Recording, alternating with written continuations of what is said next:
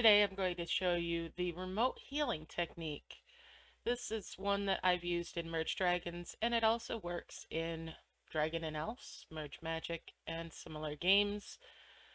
Now, what you would do this for is to get a heal further up your event map or in a level, possibly, than where your actual heals are going down here.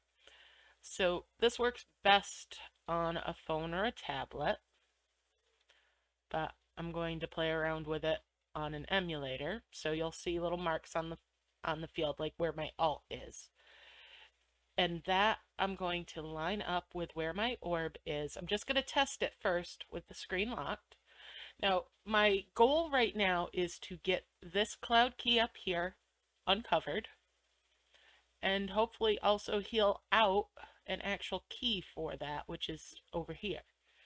So I'm going to test it first with just tapping that using my alt. Okay, so it's lined up.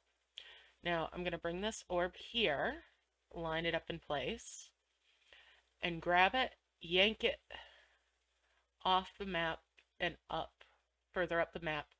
Now you want to tap the spot where that is come from on your map as you release it so that it's coming back. And there the remote heal just went off. As you can see, I've healed up into this area here. Now I'm going to bring one of these orbs up, reposition myself,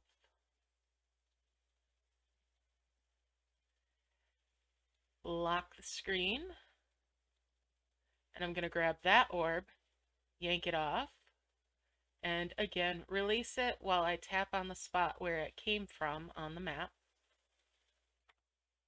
Oh, I didn't have it lined up quite properly. So let's move down just a hair. There, line it up, lock the screen so that I can yank it off. And see, you can take and have it on top of where a cloud key was too, or is. Alright, if you yank hard enough, fast enough, you can get it off the map, like so. And release and tap. And there it's launched up there. It's getting me further along here without having to heal all the stuff down at the bottom.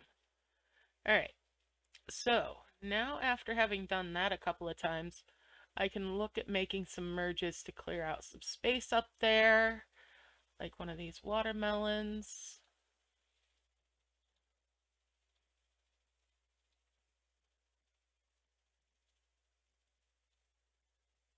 And that.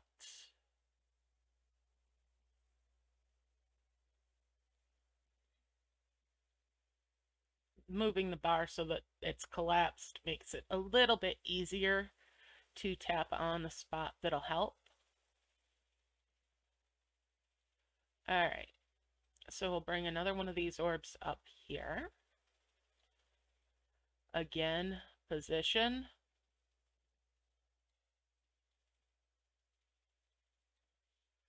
Zoom further out and you can pull it further away. Just want to make sure you're able to target the square that that orb is sat on. Grab it, yank it off, and pull it away. Oh, I didn't have it quite lined up. Now, the more zoomed out you are, the harder it is to actually tap the right spot. Locking the screen means you won't reposition as you're tapping, as you're pulling it away. Well, maybe I'll zoom it back in a little bit. Maybe I was too far out there. You'll get the hang of it. Just practice. Oh, it doesn't want to. Try that again.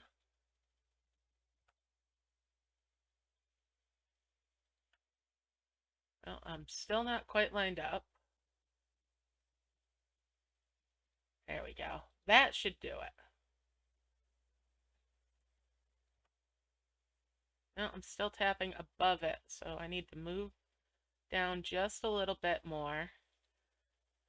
That does make it tricky is when you're zoomed out. So, oh, I'm still not zoomed. So if I'm zoomed back in a little more, that'll make it easier. You can always use a smaller orb to test your spot first, just to make this a little more smooth.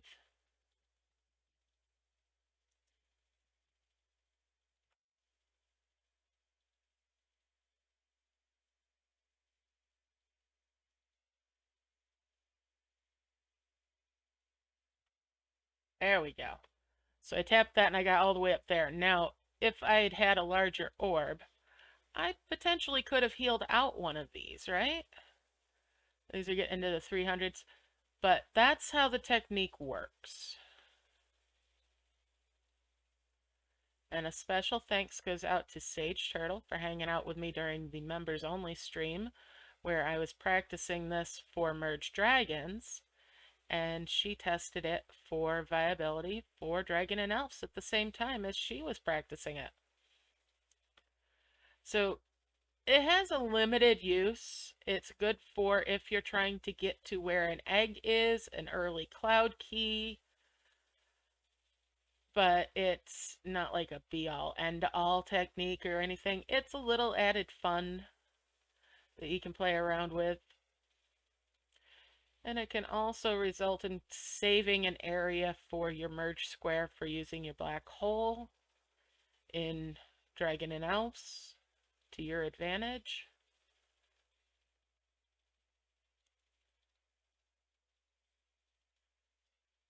So there you have it. That's how you do it. Enjoy. Good luck.